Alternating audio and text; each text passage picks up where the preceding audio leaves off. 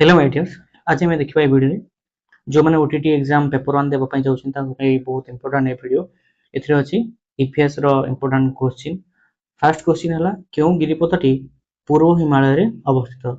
बुर्जिल, लिपुलेख, जुजिला, नाथुले। ठीक उत्तर है डी नाथुला। नाथुला नाथुला गिरिपथ सिक्किम रे अवस्थित जहाँ पूर्व हिमालय एक अंश। अन्य पक्षरे बुर्जिल एवं जुजिला पश्चिम हिमालय रे अवस्थित। से कहते पूर्व हिमालय जोटा कि नाथुला अवस्थित। तापर नेक्स्ट क्वेश्चन 122 निम्नोक्त केउ अंचल रे दक्षिण पश्चिम मौसुमी वायु द्वारा वृष्टिपात होई न थाए? ठीक उत्तर है डी करमंडल उपकूल। कारण दक्षिण पश्चिम मौसुमी समय करमंडल उपकूल मुख्यतः शुष्क रहे कारण यह पश्चिम घाट पर्वतमाला वृष्टि छाया अंचल अवस्थित। यह अंचल शीत दिन उत्तर पूर्व मौसुमी वायु द्वारा वर्षा होता है। ठीक उत्तर है डी करमंडल उपकूल। तापर नेक्स्ट 123 खनि और संपर्कित खनिज पदार्थ दृष्टिकोण भिन्न जोड़ीटी को बाछ। ए झरिया कोयला, B Koderma अभ्र, Sukinda manganese, दामंजड़ी bauxite. तो ठीक उत्तर है सी सुकिंदा मैंगानीज। नेक्स्ट 124 क्यों कृषिजात द्रव्य उत्पादन रे भारत रे स्वाधीनता परठारु यथेष्ट उन्नति होई अछि? क्यों कृषिजात द्रव्य उत्पादन रे भारत रे स्वाधीनता परठारु यथेष्ट उन्नति होई अछि? झोट, कोपा, गहम, आखु। ठीक उत्तर है 124 रो सी गहम। स्वाधीनता पर 1960 दशक रे होइतवा सबुज विप्लव जाको हम ग्रीन रेवोल्यूशन कहूँ ताहा जोगु भारत रे विशेष करी गहम उत्पादन रे बहुगुणित वृद्धि घटी। क्वेश्चन नंबर 125 निम्नोक्त क्यों शिल्पनगरी छोट नागपुर मालभूमि अवस्थित? ए भिलाई, बी रांची, सी आसनसोल, डी दुर्गापुर। ठीक उत्तर है बी रांची। झारखंड राजधानी होची रांची। छोटनागपुर मालभूमि दक्षिण भाग में अवस्थित। भिलाई, आसनसोल एवं दुर्गापुर अन्य अंचल में अवस्थित रही। नेक्स्ट क्वेश्चन 125 आंसर ठीक उत्तर होगा बी। नेक्स्ट क्वेश्चन 124 क्यों संस्थाटी ग्रामांचल स्वायत्त शासन सहित संपृक्त? ए विज्ञापित अंचल परिषद, बी पौर निगम, सी जिला परिषद, डी विधान परिषद। 124 ठीक उत्तर है सी जिला परिषद। पंचायत व्यवस्था ग्रामांचल तीनोटी स्तर रही जोटा है ग्राम पंचायत, पंचायत समिति, जिला परिषद। विज्ञापित अंचल परिषद बा एनएससी पौर परिषद एवं पौर निगम सहरांचल स्वायत्त शासन अंश। तो ठीक उत्तर है सी जिला परिषद। नेक्स्ट क्वेश्चन 127 भारत संविधान संरक्षक भावे किए कार्य करती? भारत संविधान संरक्षक भावे किए कार्य करती? ए राष्ट्रपति, बी प्रधानमंत्री, सी उच्चतम न्यायालय, डी लोकसभा। 127 ठीक उत्तर है सी उच्चतम न्यायालय। नेक्स्ट क्वेश्चन 128 लोकसभा गृहीत होइथिबा गोटे बिल राज्यसभा अनुमोदित न हेले कि पदक्षेप नियाजी? लोकसभा गृहीत होइथिबा गोटे बिल राज्यसभा अनुमोदित न हेले कि पदक्षेप नियाजी? एटी चारटी ऑप्शन दिया है। ए ऑप्शन है बिल टी लोकसभा पुनः आलोचना हुए, बी संसद मिलित अधिवेशन रे बिल टी उपस्थापना करा जाए, सी राष्ट्रपति निकट को बिल टी पठा जाए, डी उच्चतम न्यायालय मत लड़ा जाए। तो 128 आंसर है कोटा बी संसद मिलित अधिवेशन रे बिल टी उपस्थापना करा जाए। जदि एक साधारण बिल को नहीं दुई सदन मध्य मतभेद देखा जाए तेज संविधान धारा 108 अनुजाई राष्ट्रपति संसद उभय सदन एक मिलित अधिवेशन डकाई पारे। तो ठीक उत्तर है बी। नेक्स्ट क्वेश्चन 129 आउ अधिक समय इंग्लिश शासन प्रति अनुगत रहिबा मनुष्य को भगवान को विरुद्ध रे एक अपराध अटे? यह किए कहिथिले? बाल गंगाधर तिलक, महात्मा गांधी, जवाहरलाल नेहरू, सुभाष चंद्र बोस। ठीक उत्तर जवाहरलाल नेहरू। नेक्स्ट 130 क्यों घटनाटी गांधी आंदोलनात्मक कार्य सहित जड़ित नथिला? ए चोरी चोरा घटना, बी भेंडी बजार दंगा, सी चंपारण सत्याग्रह। ठीक उत्तर है बी ଭେଣ୍ଡି ବଜାର ଦଙ୍ଗା ଯୋଉଟା ଥିଲା ତାଙ୍କର ଆନ୍ଦୋଳନାତ୍ମକ କାର୍ଯ୍ୟ ନୁହଁ, କୋଉଟା ମହାତ୍ମା ଗାନ୍ଧୀଙ୍କର। ନେକ୍ସଟ କ୍ୱେଶ୍ଚିନ୍ 131, ଶ୍ରେଣୀ ଗୃହରେ ଶିକ୍ଷାଦାନ କରିବା ନିମନ୍ତେ ବ୍ୟବହୃତ ନିମ୍ନୋକ୍ତ ମାନଚିତ୍ର ଗୁଡ଼ିକ ମଧ୍ୟରୁ କେଉଁଟି ତଥ୍ୟ ଭିତ୍ତିକ ନୁହଁ? which is not a thematic? A କୃଷି ଅଞ୍ଚଳ ମାନଚିତ୍ର, B ଶିଳ୍ପାଞ୍ଚଳ ମାନଚିତ୍ର, C ଭୂ ଉଚ୍ଚାବାଚା ମାନଚିତ୍ର, D ଜନସଂଖ୍ୟା ମାନଚିତ୍ର। 131 ର ଠିକ ଉତ୍ତର ହେଲା C ଭି ଉଚ୍ଚାବାଚା ମାନଚିତ୍ର ବା ରିଲିଫ ମ୍ୟାପ।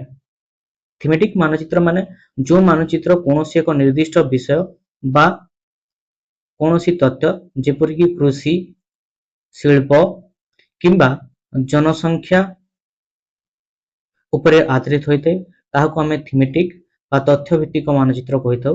ଭୂ ଉଚ୍ଚାବାଚା ମାନଚିତ୍ର ଯୋଉଟାକି ପୃଥିବୀର ପ୍ରାକୃତିକ ଗଠନ ଯେପରିକି ପାହାଡ଼, ପର୍ବତ, ନଦୀ ଏହି ସବୁ ଜିନିଷ ଦର୍ଶାଇଥାଏ ତାହାକୁ ଆମେ ଭୂ ଉଚ୍ଚାବାଚା ମାନଚିତ୍ରରେ ସମ୍ମିଳିତ କରୁ, ଯାହାକୁ ଆମେ ଭୌତିକ ମାନଚିତ୍ର ମଧ୍ୟ କହୁ। ତ ସେ କ୍ୱେଶ୍ଚିନ୍ ଦେଇଥିଲା ଏମାନଙ୍କ ଭିତରୁ କୋଉଠି ତଥ୍ୟ ଭିତ୍ତିକ ନୁହଁ, ସେଇଟା ହେଲା ସି ଭି ଉଚ୍ଚାବାଚା ମାନଚିତ୍ର। ନେକ୍ସଟ କ୍ୱେଶ୍ଚିନ୍ 132, କେଉଁ ସବୁ ବିଷୟବସ୍ତୁ ପରିବେଶ ବିଜ୍ଞାନ ଅନ୍ତର୍ଭୁକ୍ତ?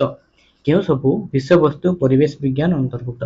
ଏ ବିଜ୍ଞାନ ଇତିହାସ ଭାଷା ଭୂଗୋଳ, ବି ବିଜ୍ଞାନ ଭୂଗୋଳ ଗଣିତ ରାଜନୀତି ବିଜ୍ଞାନ, ସି ବିଜ୍ଞାନ ଭୂଗୋଳ ଇତିହାସ ଓ ରାଜନୀତି ବିଜ୍ଞାନ, ଡି ଭୂଗୋଳ ଇତିହାସ ରାଜନୀତି ବିଜ୍ଞାନ ଓ ଭାଷା। ତ ଠିକ ଉତ୍ତର ହେଲା ସି। ସେ କହିଛି କୋଉ ସବୁ ବିଷୟବସ୍ତୁ ପରିବେଶ ବିଜ୍ଞାନ ଅନ୍ତର୍ଭୁକ୍ତ। ଠିକ ଉତ୍ତର ହେଲା ସି ଯୋଉଟା କି ବିଜ୍ଞାନ ଭୂଗୋଳ ଇତିହାସ ଓ ରାଜନୀତି ବିଜ୍ଞାନ। ପ୍ରାଥମିକ ସ୍ତରରେ ପରିବେଶ ବିଜ୍ଞାନ ଇଭିଏସ୍ ଏକ ସମନ୍ୱିତ ପାଠ୍ୟକ୍ରମ ଯୋଉଥିରେ କି ବିଜ୍ଞାନ ସହିତ ସାମାଜିକ ବିଜ୍ଞାନ ଯାହାକୁ ଆମେ ଇତିହାସ ଭୂଗୋଳ ଓ ରାଜନୀତି ବିଜ୍ଞାନ ହିସାବରେ କହିଥାଉ। ତ ଏମାନଙ୍କର ମୌଳିକ ଧାରଣା ଗୁଡ଼ିକୁ ଅନ୍ତର୍ଭୁକ୍ତ କରାଯାଇଥାଏ ଯୋଉଟାକି ଆମେ ପରିବେଶ ବିଜ୍ଞାନର ଅନ୍ତର୍ଭୁକ୍ତ। ନେକ୍ସଟ କ୍ୱେଶ୍ଚିନ୍ 133,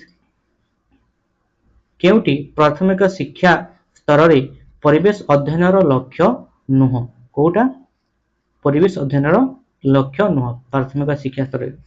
ଏ ପରିବେଶର ଗୁରୁତ୍ୱ ପ୍ରତି ସଚେତନ ହେବା, ବି ପରିବେଶ ସନ୍ତୁଳନର ଉପାୟ ଜାଣିବା, ସି ପ୍ରାକୃତିକ ସମ୍ପଦର ବହୁଳ ବ୍ୟବହାର, ଡି ମୂଲ୍ୟବୋଧ ଭିତ୍ତିକ ଜୀବନଶୈଳୀର କୌଶଳ ଶିଖିବା। 133 ଠିକ ଉତ୍ତର ହେଲା ସି ପ୍ରାକୃତିକ ସମ୍ପଦର ବହୁଳ ବ୍ୟବହାର। ନେକ୍ସଟ କ୍ୱେଶ୍ଚିନ୍ 134, ଜଣେ ଶିକ୍ଷାର୍ଥୀ ନିଜ ଗାଁରେ ଥିବା ବିଭିନ୍ନ କର୍ମଜୀବୀଙ୍କ ବିଷୟରେ ତଥ୍ୟ ସଂଗ୍ରହ କଲେ, ସେ କେଉଁ ପଦ୍ଧତି ଅବଲମ୍ବନ କଲେ? ଜଣେ ଶିକ୍ଷାର୍ଥୀ ନିଜ ଗାଁରେ ଥିବା ବିଭିନ୍ନ କର୍ମଜୀବୀଙ୍କ ବିଷୟରେ ତଥ୍ୟ ସଂଗ୍ରହ କଲେ, ସେ କେଉଁ ପଦ୍ଧତି ଅବଲମ୍ବନ କଲେ? ତ 134 ର ଠିକ ଉତ୍ତର ହବ, ଯଦି ଆମେ ଦେଖିବା ସେ କଣ କରିବେ ନା ଫାଷ୍ଟ ସର୍ଭେ ହବ, ତାପରେ ପର୍ଯ୍ୟବେକ୍ଷଣ, ସାକ୍ଷାତକାର, ଯୋଉଟା କିଛି ଫାଷ୍ଟ ସର୍ବେକ୍ଷଣ ଥିଲା ଯୋଉଟା କି ଆମେ ସର୍ଭେ କହୁଛୁ, ତାପରେ ଅବଜରଭେସନ, ତାପରେ ହେଲା ଇଣ୍ଟରଭ୍ୟୁ। ତ ଡି ଇଜ କରେକ୍ଟ ଆନ୍ସର। ତିନିଟି ଯାକ ଠିକ, ସର୍ବେକ୍ଷଣ ହବ, ପର୍ଯ୍ୟବେକ୍ଷଣ, ଇଣ୍ଟରଭ୍ୟୁ, ତିନିଟି ଯାକ ଏଇଟା ଠିକ ହବ। 134 ର ଡି ହେଲା ଠିକ ଉତ୍ତର। ନେକ୍ସଟ କ୍ୱେଶ୍ଚିନ୍ 135, ଆମ ରାଜ୍ୟରେ ପରିବେଶ ଅଧ୍ୟୟନକୁ ଏକ ସମନ୍ୱିତ ପାଠ୍ୟକ୍ରମ ରୂପେ କେଉଁ ଶ୍ରେଣୀ ମାନଙ୍କରେ ପ୍ରଚଳନ କରାଯାଇଛି? ପ୍ରଥମ ଦ୍ୱିତୀୟ, ପ୍ରଥମରୁ ତୃତୀୟ, ତୃତୀୟରୁ ପଞ୍ଚମ ଶ୍ରେଣୀ, ଚତୁର୍ଥ ଓ ପଞ୍ଚମ ଶ୍ରେଣୀ। ଠିକ ଉତ୍ତର ହେଲା ସି ତୃତୀୟରୁ ପଞ୍ଚମ ଶ୍ରେଣୀ। ନେକ୍ସଟ କ୍ୱେଶ୍ଚିନ୍ 136, ସେ ତିନିଟି ଷ୍ଟେଟମେଣ୍ଟ ଦେଇଛି। ଏକ ପଦାର୍ଥର ଗଳନାଙ୍କ ଯାହା ତାହାର ତଳାଙ୍କ ତାହା ଅଟେ। ଏକ ବିରଳ ଗ୍ୟାସର ଅଣୁ ଯାହା ତାହାର ପରମାଣୁ ତାହା ଅଟେ। ଏକ ବସ୍ତୁର ବସ୍ତୁତ୍ୱ ଯାହା ତାହାର ଓଜନ ତାହା ଅଟେ। ଏମାନଙ୍କ ଯୋଉ ଷ୍ଟେଟମେଣ୍ଟ ଦେଲା ଏଇଟା କୋଉଟା ଠିକ ହବ? 136 ର ଠିକ ଉତ୍ତର ହେଲା ଏ। ନା ଫାଷ୍ଟ ଆଉ ଥାର୍ଡ ଯୋଉଟା ଅଛି ଏଗୁଡା କଣ ନା ଭୁଲ ଅଛି। 2 ନମ୍ବର ଯୋଉଟା ଅଛି ସେଟା ହେଲା ଠିକ। ବିରଳ ଗ୍ୟାସର ଅଣୁ ଯାହା ତାହାର ପରମାଣୁ ସେମ୍। ତ 136 ର ଉତ୍ତର ହେଲା କଣ ନା ଏ। ନେକ୍ସଟ କ୍ୱେଶ୍ଚିନ୍ 137, ନିମ୍ନୋକ୍ତ କେଉଁ କ୍ଷେତ୍ରରେ ଶକ୍ତିର ରୂପାନ୍ତରଣ ହେଉଛି? ଏ ଫୁଟବଲକୁ କିକ୍ ମାରିବା ପାଇଁ ଖେଳାଳି ଜଣକ ହୁଇସିଲକୁ ଅପେକ୍ଷା କରିଛନ୍ତି, ବି ଜଣେ ବ୍ୟକ୍ତି ଏୟାର ବନ୍ଧୁକର ଟିପିବା ପାଇଁ ହୁଇସିଲକୁ ଅପେକ୍ଷା କରିଛନ୍ତି। ସି ଠିକ୍ 1 ମିନିଟ୍ ପରେ ଟେବୁଲ ଘଣ୍ଟାଟିର ଆଲାର୍ମ ବାଜିବାକୁ ଯାଉଛି। ଏଠି କ'ଣ ଅଛି ନା ଏଠି ଫାଷ୍ଟ ହେଲା କ'ଣ ଫାଷ୍ଟ ଟିପି ଅପେକ୍ଷା କରିଛନ୍ତି, 2 ନମ୍ବରରେ ମଧ୍ୟ ଅପେକ୍ଷା କରିଛନ୍ତି, 3 ନମ୍ବରରେ କ'ଣ ଅଛି କାର୍ଯ୍ୟଟା ସମ୍ପାଦନ ହଉନି, ଏଥି ମଧ୍ୟ କ'ଣ ଆସୁଛି ନା ବାଜିବାକୁ ଯାଉଛି ଇଜ ଗୋଇଂ ଟୁ ମାନେ ବାଜି ନାହିଁ। ତେଣୁକରି ଯଦି ଦେଖିବା ଅପସନ୍ ଡି ଟା ହବ ଠିକ୍। ଉପରୋକ୍ତ ମଧ୍ୟରୁ କୌଣସି କ୍ଷେତ୍ରରେ ନୁହଁ। ଶକ୍ତିର ରୂପାନ୍ତରଣ ପାଇଁ କୌଣସି କ୍ରିୟା ବା କାର୍ଯ୍ୟ ସମ୍ପାଦନ ହେବା ଜରୁରୀ। ଏଠାରେ ସବୁଗୁଡ଼ିକ ସ୍ଥିତାବସ୍ଥାରେ ଅଛି, ସ୍ଥିତିରେ ଅଛି, ତେଣୁ ବର୍ତ୍ତମାନ କୌଣସି ରୂପାନ୍ତରଣ ହୋଇନାହିଁ, ସେଥିପାଇଁ ଆନ୍ସର ଡି ହବ ଠିକ୍ ଉତ୍ତର। 137 ଆନ୍ସର କ'ଣ ହବ ନା ଡି ହବ। ନମ୍ବର 138 ସେ ଦେଇଛି 3ଟି ଷ୍ଟେଟମେଣ୍ଟ। ତ ଫାର୍ଷ୍ଟ ହେଲା ବାୟୁ ଏକ ସମଜାତୀୟ ମିଶ୍ରଣ ଅଟେ। 2 ନମ୍ବର ହେଲା 24 କ୍ୟାରେଟ୍ ସୁନା ଓ ତମ୍ବାର ଏକ ଏଲୟ ଅଟେ। 3 ନମ୍ବର ଆମ୍ଲାଗମ ଏକ ଏଲୟ ଅଟେ। ଯଦି ଆମେ ଦେଖିବା ବାୟୁ ଏକ ସମଜାତୀୟ ମିଶ୍ରଣ, ଏହା ସତ୍ୟ ଅଟେ କାରଣ ବାୟୁରେ ଥିବା ବିଭିନ୍ନ ଗ୍ୟାସ ଗୁଡ଼ିକ ସମାନ ଭାବରେ ମିଶି ରହିଥାନ୍ତି। 2 ନମ୍ବର ହେଲା 24 କ୍ୟାରେଟ୍ ସୁନା ଓ ତମ୍ବାର ଏକ ଏଲୟ ଅଟେ। ଏହା ଭୁଲ କାରଣ 24 କ୍ୟାରେଟ୍ ସୁନା ହେଉଛି 100% ଶୁଦ୍ଧ ସୁନା। ତାପରେ ଯୋଉ ରହିଲା 22 କ୍ୟାରେଟ୍ ବା ତାଠାରୁ କମ୍, ସେ ସୁନା ହେଉଛି ସୁନା ଓ ତମ୍ବାର ଏକ ମିଶ୍ର ଯାହାକୁ ଆମେ ଏଲୟ ବୋଲି କହୁଛୁ। ତାପରେ ଥାର୍ଡ ହେଲା ଆମ୍ଲାଗମ ଏକ ଏଲୟ ଅଟେ। ସାଧାରଣତଃ ପାରଦ ସହ ଅନ୍ୟ ଧାତୁର ମିଶ୍ରଣକୁ ଆମ୍ଲଗମ କୁହାଯାଏ। ଏହା ଏକ ଏଲୟ ଅଟେ। ତେଣୁକରି ଫାର୍ଷ୍ଟ ଆଉ ଥାର୍ଡ ଏ ଦୁଇଟା ହେଲା ଠିକ୍ ଅଛି, ଆଉ 2 ନମ୍ବର ଯୋଉଟା ଅଛି ସେ ହେଲା ଭୁଲ। ତ ଏଥିରେ ସେମିତି କିଛି ଅପସନ୍ ନାହିଁ, ଯେହେତୁ ବାୟୁ ଏକ ସମଜାତୀୟ ମିଶ୍ରଣ ଏଇଟା ଠିକ୍ ଅଛି। ଫାର୍ଷ୍ଟ 24 କ୍ୟାରେଟ୍ ସୁନା ଓ ତମ୍ବାର ଏକ ଏଲୟ ଅଟେ, ଏଇଟା ଭୁଲ, 2 ନମ୍ବର ଭୁଲ ହେଲା। ଥାର୍ଡ ହେଲା ଆମ୍ଲଗମ ଏକ ଏଲୟ ଅଟେ, ଏଇଟା ଠିକ୍ ଅଛି। ଫାର୍ଷ୍ଟ ଆଉ ଥାର୍ଡ ଠିକ୍ ଅଛି, 2 ନମ୍ବର ଭୁଲ ଅଛି। ନେକ୍ସଟ କ୍ୱେଶ୍ଚିନ୍ କୁ ଯିବା। क्वेश्चन नंबर 45 एक मौलिक न्यूक्लियस रे y संख्यक न्यूट्रॉन एवं x संख्यक प्रोटॉन अछि। उक्त मौलिकर वस्तुत्व संख्या एवं परमाणु क्रमांक कौन हो? तो हम जे देखिबा वस्तुत्व संख्या कौन है, यह एक परमाणुर न्यूक्लियस रे थिबा प्रोटॉन एवं न्यूट्रॉन संख्यार समष्टि बोली विवेचना करिए। तो एठारे प्रोटॉन कौन अछि ना x आउ y हला न्यूट्रॉन, दि जनकर समष्टि x + y एला वस्तुत्व संख्या। तापर जीवा परमाणु क्रमांक। परमाणु क्रमांक कौन ना न्यूक्लियस रे थिबा प्रोटॉन संख्या को बुझाए। कौन संख्या को ना प्रोटॉन रो संख्या को बुझाए। तो एठो प्रोटॉन की अछि x अछि। तो ऑप्शन कोटा ही जीवो सी x + y आउ x वस्तुत्व मौलिकर वस्तुत्व संख्या हला x + y और परमाणु क्रमांक हला x। तापर जीवा 46 क्वेश्चन। खेल पड़िया 60 केजी वस्तुत्व विशिष्ट जड़े खेलाड़ी अति कम 1.5 मीटर उच्चता पर्यंत डेई पारती। सही खेलाड़ी जनक चंद्रपृष्ठ अति बेसी केते उच्चता पर्यंत डेई पारे। हम देखा चंद्रर माध्याकर्षण शक्ति पृथ्वी माध्याकर्षण शक्तिर केते भाग से 1/6 भाग। तेणुक चंद्र टाणिबा शक्ति जोटा ग्राविटी आम कहूँ से जड़े व्यक्ति पृथ्वी तुलन में 6 गुण अधिक उच्चता को डेई पार। तेणुक आज देखा केते उच्चता पर्यंत से डेई 1.5 मीटर। यदि चंद्र हम आम गणिदे 6 गुण 1.5 मीटर गुण 9 मीटर। तो ऑप्शन सी है ठीक उत्तर। केउं मसीहारे भारतर प्राथमिक शिक्षा क्षेत्र में विज्ञान और सामाजिक पाठ परिवर्ते परिवेश अध्ययन पाठ्यक्रम प्रवर्तन करने पाई सुपारिश करागला? यह 1977 मसीहारे करा जायतिला। 1977 मसीहारे ईश्वर भाई पटेल कमिटी प्राथमिक स्तर में विज्ञान और सामाजिक पाठ सोशल साइंस परिवर्ते एक समन्वित परिवेश अध्ययन जहाँ आम ईवीएस बोली कहूँ पाठ्यक्रम प्रवर्तन करने सुपारिश कराइला। यह केते मसीहारे दिला 1977 मसीहारे। 141 आंसर गला बी। तापर नेक्स्ट 142 परिवेश अध्ययन परीक्षण में व्यवहृत हेउथुवा विभिन्न प्रकार प्रश्न मध्यरु केउथिरे अनुमान करी उत्तर देबार संभावना कम थाए। गोटी वाक्य उत्तर देवा, शून्य स्थान पूरण करवा, बहु विकल्प उत्तर मूलक प्रश्न, डी है संपर्क निर्णायक प्रश्न। ठीक उत्तर है सी बहु विकल्प उत्तरमूलक प्रश्न मल्टीपल चॉइस क्वेश्चन। तापर नेक्स्ट 143 विज्ञान सत्यता प्रतिपादन करने पाई क्यों पद्धति अधिक ग्रहणीय।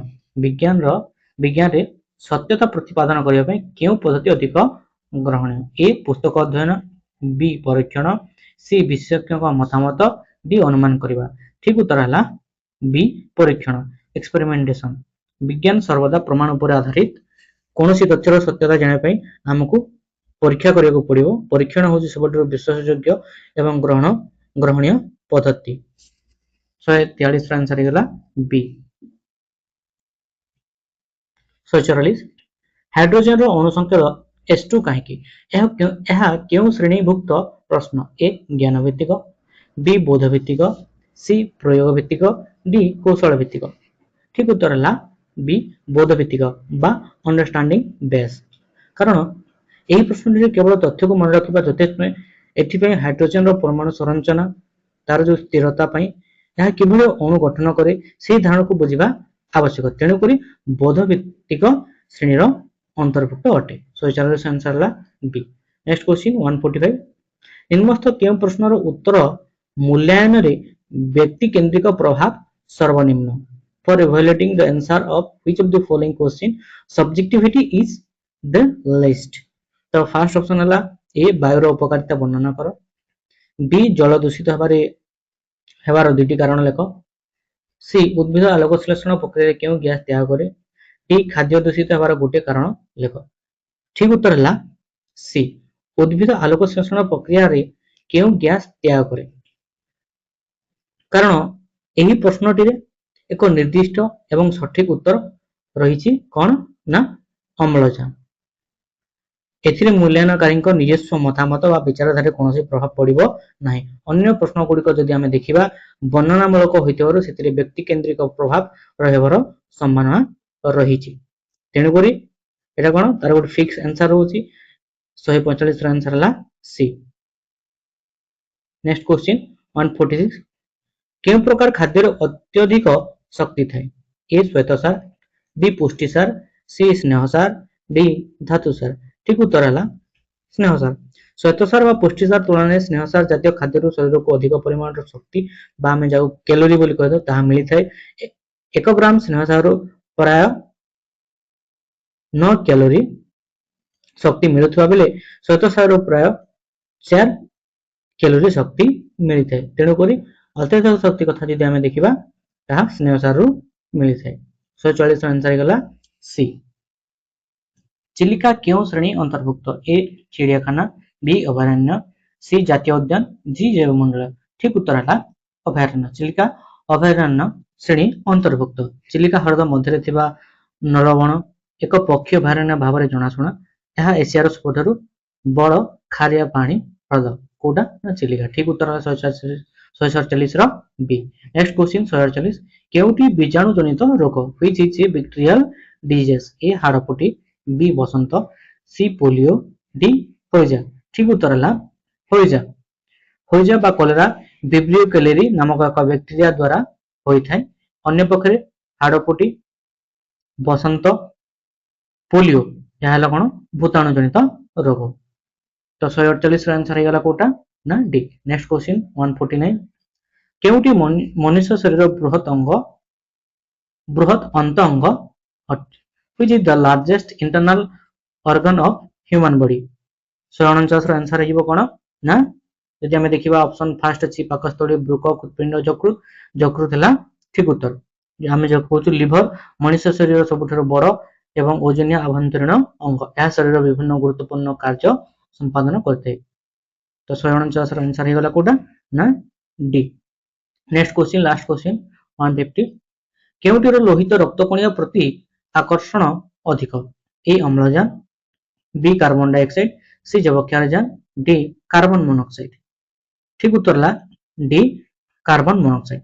हिमोग्लोबिन सहित मिशिबा अम्लजान अपेक्षा कार्बन मोनोक्साइड क्षमता प्राय 200 गुण रु अधिक।